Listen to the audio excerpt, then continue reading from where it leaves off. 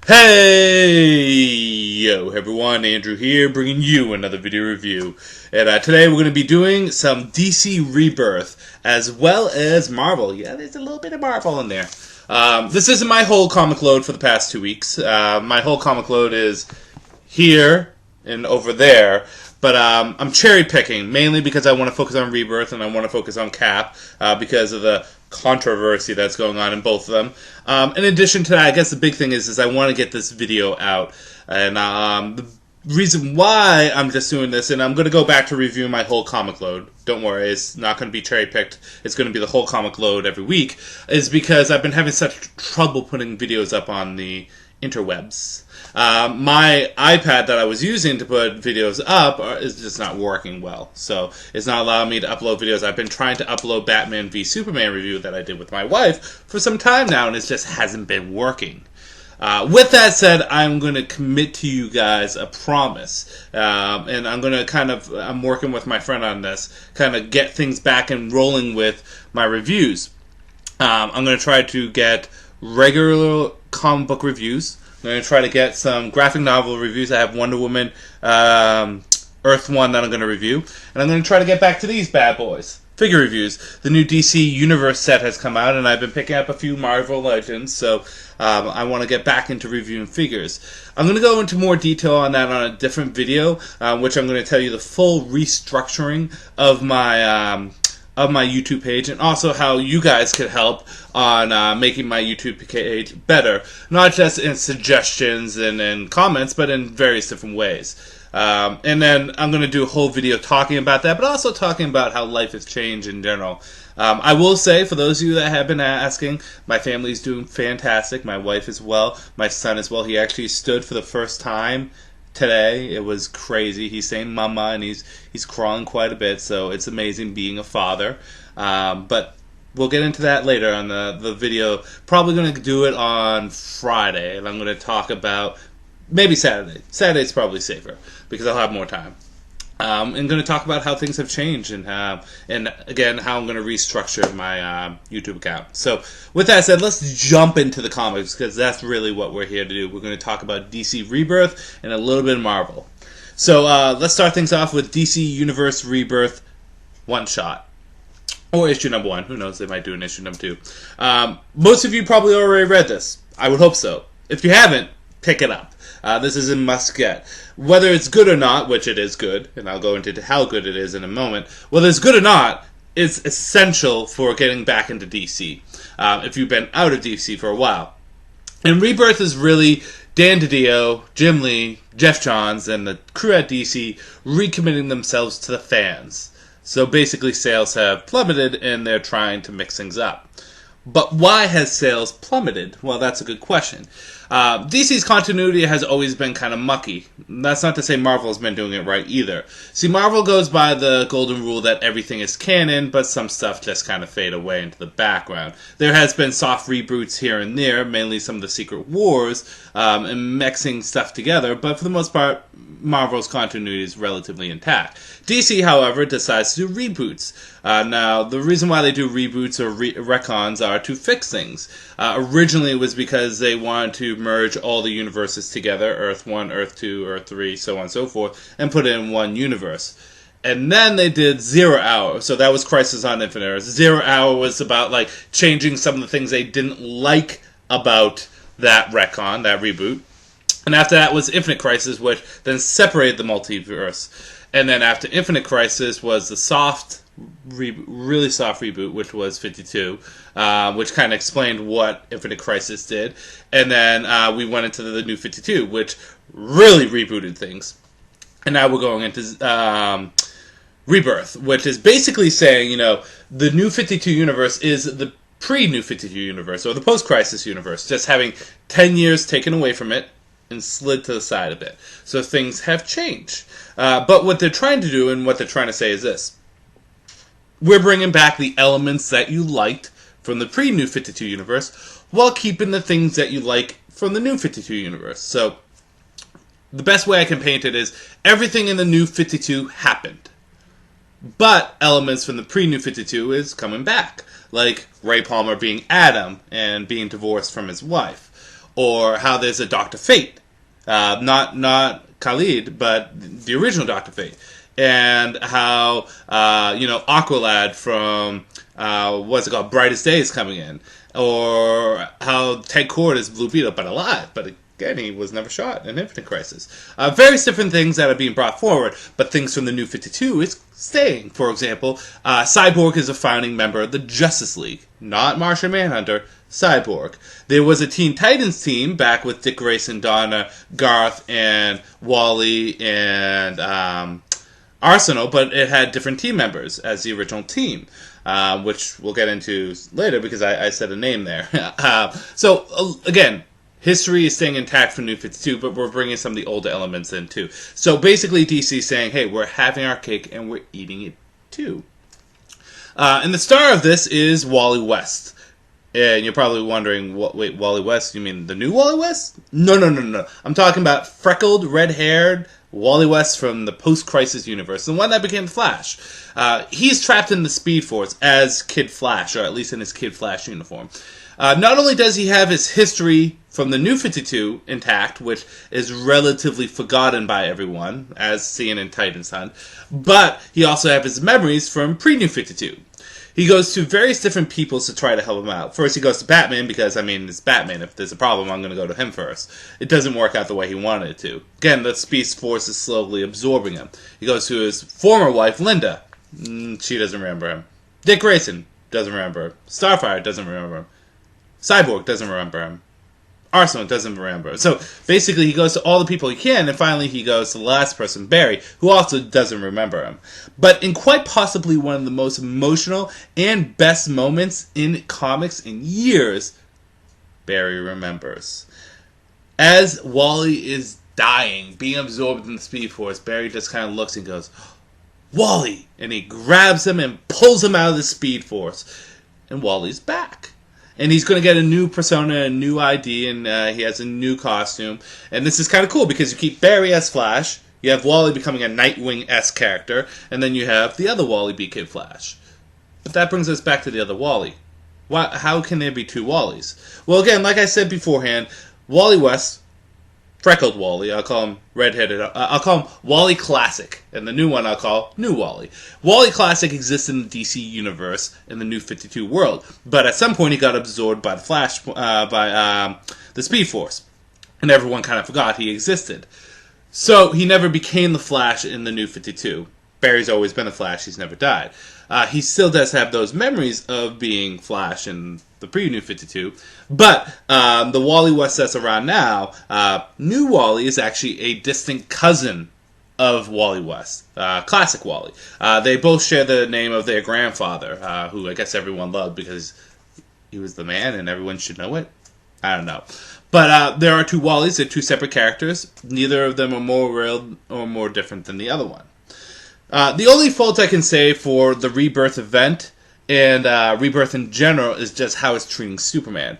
With everything that this does right, and it does do some things right, including an interesting and surprising twist at the end that I'm really curious on how it's going to transition further along lines, this comic really didn't know how to handle Superman, or at least DC doesn't know how to handle Superman. See, Superman's going through some changes. We have pre-New 52 Superman with the beard and the kid and Lois, and then we have New 52 Superman, who has recently died, and quite an epic way of dying. Since he has died, the pre-New 52 Superman, or post-Crisis Superman, is taking his place. The reason why people are doing this, or the reason why DC is doing this, is because they want to bring back the Superman of old that everyone liked. But the problem with this is it kind of discredits New 52 Superman. And some of you, hardcore classic comic book fans like myself, may be saying, well, how could that be a problem? Well, there's a couple problems for that. Number one, say what you want about New 52, it did bring in a lot of readers, and one of the attractors was Superman. Now that you brought in all these readers, you're alienating them with a character that they don't know, and not the Superman that they've been reading for the past 5 years. Number two is, instead of fixing any problems with New 52 Superman, and there has been quite a bit of problems, instead of fixing those problems, let's just get rid of them. Throw them away. Replace them with post-Crisis Superman. Because the New 52 Superman had just as much good with him as he had bad. 50-50 is still D in my book, but it's still enough for a character to still be around and be fixed. Instead of killing off Superman, why don't you just, well, restore his marriage to Lois, or have him get married to Lois, make him a little bit brighter. These big events that he went through, the fights with Vandal Savage and Rao and Darkseid, change him and makes him become more of the classic Superman. This also screws things up continuity-wise. Who is the true Superman? Is it post-Crisis Superman or is it New 52 Superman? And if it is post-Crisis Superman, does that mean New 52 Superman was a faker? And if he's a faker, does it mean the Justice League's founding member Superman wasn't actually Superman? It kind of raises too many questions, and it makes things confusing. There are hints that Superman will return in this comic, but one could also read them as the return of a Superman, not necessarily the Superman of the New 52. That's the only thing that the Rebirth event is rubbing me the wrong way. Other than that, Rebirth has been, well, everything that it's supposed to be. It is bringing old comic book fans back and keeping the new comic book fans relatively happy. It's a great one-shot, and it shows a brighter future for comic books, at least in DC. With that said, definitely a pickup, a must-read. Next, we're going to move on to the 4 Rebirth comics that came out. And so Rebirth is touching upon bringing things from old to new and changing things up with characters. And these comics are really to give the new status quo. So we might as well start where we always start, with a little bit of Batman in our life. Batman Rebirth, issue number 1. So this comic, if anything, is kind of doing 2 major things. One is well, 3 if you think about it. One is that it's reintroducing the optimism that Batman had back in the Dizzle. Before Flashpoint. Not to say that New 52 Batman was depressing or grim, but he was a bit more of a loner and a bit darker of a character. With this, is showing Batman teaming up with Duke, who is an excellent character from We Are Robin and Zero Year, getting a Power Ranger costume, for lack of a better term. Not really, but it looks like one. And giving him a new persona to work with. Batman says, hey, we're trying something different. You and I are going to be partners. And it's kind of a cool concept. I like the fact that Duke is in this, and I like the fact that he's being elevated to a new status, in one that's not necessarily a Robin. Not to say that Duke doesn't deserve a title like Robin, but Robin is always a jumping off point. You don't stay Robin forever, you become something else. I.e. Nightwing, Red Robin, Red Hood, Catgirl, eventually Batgirl from Dark Knight Returns. So, I mean, each character is even Damian is going to turn into a new persona at some point. I like the fact that they're skipping all that and having Duke just become whatever he's going to be. Whether it's Lark or a new name, they don't give it in this. So that's number 2 that this changes. And number 3, it makes some changes to the Calendar Man and makes Calendar Man a much more freakier and interesting villain.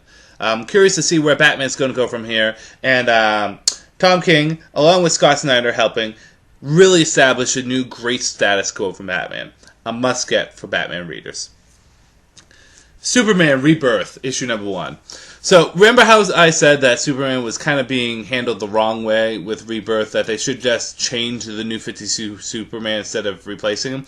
Well, the one thing I particularly like about this comic is the fact that at least New 52 Superman is being honored in this. Post-Crisis Superman, or, well, I'll just call him Soup's dad for short. Soup's dad is basically saying, hey, we're going to try to bring your Superman back. And he tries everything to do so, but unfortunately he fails in this. And in doing so, he realizes that he needs to take up the mantle of Superman. He also works with Lana Lang in this, and they kind of become partners in a way, but they're not really Gucci with each other. They kind of have, Lana doesn't understand what's going on with this mysterious super dad, and super dad is just like, yo, I mean, you're not like my Lana. I mean, you're not as understanding. With that said, it's a pretty good issue. The art is definitely the highest point for me. Peter Tameshi, I'm looking forward to his run on Superman, but I'm going to give this like a 3 out of 5. A good start to something new, and although I'm resistant to the change, I'm willing to welcome it to a degree. So, putting that aside, and hopefully this doesn't affect my biasness when it comes down to reviewing this is still, I consider, 3 out of 5. Because, well, it's establishing stuff that we're already establishing. There's a new Superman. I mean, we already know that. We don't need a whole issue to explain that. Really, this is just cementing that, saying, hey, New 52 Superman, people, he's gone. This is a new Superman now. Green Lantern's Rebirth, issue number 1. So there's going to be 2 major Green Lantern titles, Green Lanterns and Hal Jordan and the Green Lantern Corps. Green Lanterns is going to focus on Simon Baz and Jessica Cruz. At first I was a little sour for the fact that Hal Jordan wasn't leading the main Green Lantern title, but he kind of is. He's leading Hal Jordan and the Green Lantern Corps. That's his title, along with John, Kyle, and Guy, and every other Green Lantern. This is to focus on the rookie Green Lanterns, Jessica Cruz from Justice League, and Simon Baz, who has been basically missing for the longest time. The 2 of them are being forced to work together by Hal Jordan, and he merges their power batteries together into one power battery. And they find out that, you know what? We're going to have to be a team. We're going to have to figure things out. In addition to that, they get initiated into the Justice League, which they will be in the Justice League title. This I'm going to give a 4 out of 5. I think it's a solid issue and a good start to the new comic. I particularly like the characters in it. While I think Simon Baz is the stronger of the 2 characters, but mostly just because he's been around longer, Jessica Cruz is still a pretty decent character who has a lot of untapped potential. I'm curious on seeing where this story goes from here, and I really do like the feel and tone of it. It's going to be Green Lanterns of Earth. Not necessarily space, although they'll fight space threats, like the Red Lanterns were revealed to be the space threat, but they are basically going to be working together, and it's a buddy cop kind of comic. So 4 out of 5. Green Arrow Rebirth, issue number 1.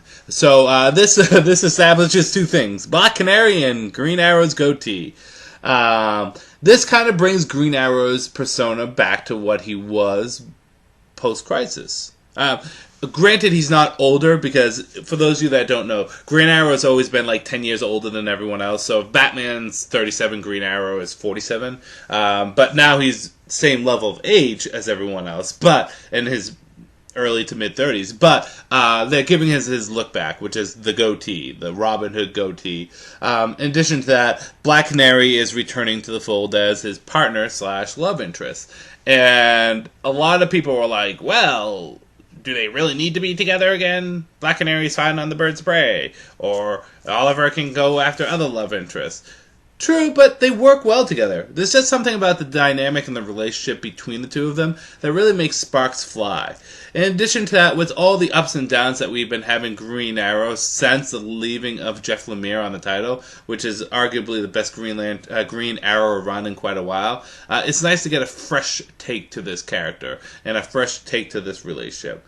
I'm curious to see where it goes from here, and surprisingly, and I say surprisingly, but this is actually one of the best Rebirth comics of the 4. I will give this a 5 out of 5. I would say it's up there with Batman on establishing the new status quo and the fun that will come from that.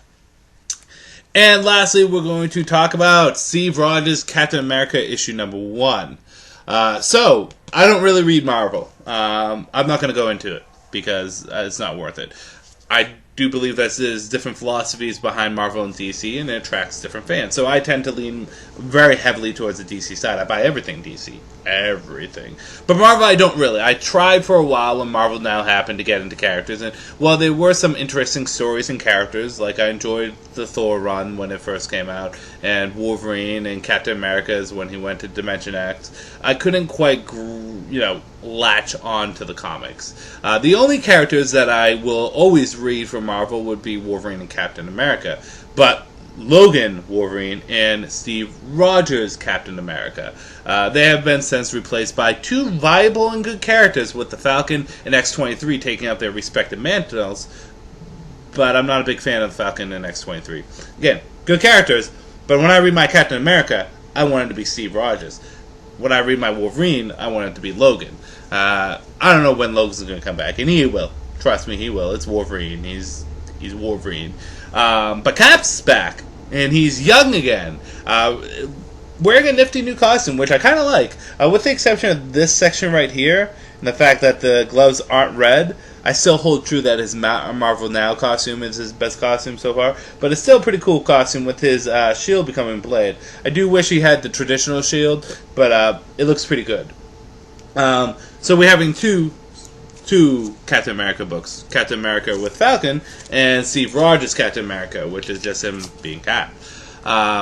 This had a lot of controversy on it, and we might as well talk about the controversy because I think everyone knows it by now. At the end of it, he says, "Hail Hydra," and betrays his friends. Now, a lot of people are thinking, well, Marvel's ruining Captain America. He's turning into a Nazi, which, to be fair, Hydra's not Nazis, although they did derive from the Nazis. But they're getting all ups and arms because they think it's like going to be the end of Captain America. But really, is it? Really? Really? This is just going to be a plot device for the story. I'm pretty sure Captain America is not working with Hydra. Or if it is, it's going to be whitewashed in a very well way. Marvel's not going to throw away 50, 60, 70, 80... yeah, almost 80 years of the... No, not 80 years. It would be 70 years of the character, I have to think. Yeah, 70 years, because World War I. World War II. Wow. They're not going to throw that many years of the character away and turn him into a Hydra agent. Although I do like all the memes online that show Captain America going, "Hail Hydra," and then afterwards it shows Batman going, "I shot my parents," and then it shows Daredevil going, "I could see the whole time," and then, and then Spider-Man going, "Screw responsibility," and then Deadpool saying, "I hate chimichangas," and then my favorite is John Cena standing there going, "You could see me." It's funny. But putting that aside, let's move on from the big plot twist at the end. This was a pretty good comic. It reestablishes Captain America as a character, of course twisting him at the end, but his relationships had some pretty good art and some pretty good fighting. I'm going to give this a 4 out of 5.